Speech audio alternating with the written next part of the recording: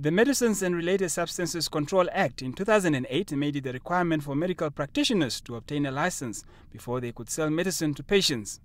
The Act empowered the Namibia Medicines Regulatory Council to issue a license valid for 12 months to be renewed annually.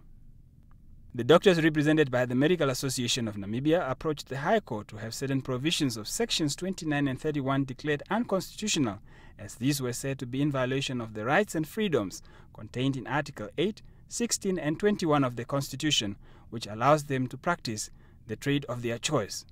The High Court dismissed the doctors' claims, saying the licensing scheme sought to regulate the selling of scheduled substances.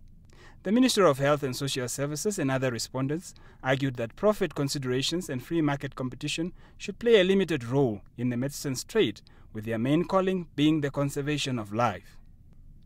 In its judgment last week, the Supreme Court found that the selling of medicine has over the years become part of the medical practice, and if the government sought to regulate the practice, it must do so, having regard to the relevant provisions of the Namibian Constitution.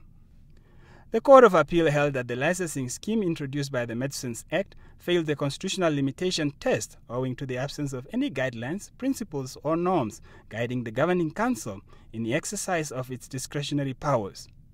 The court was informed that since the licensing regime took effect, only 3 applications were approved of 108 applicants, with most reportedly declined due to the medical practitioners' close proximity to pharmacies.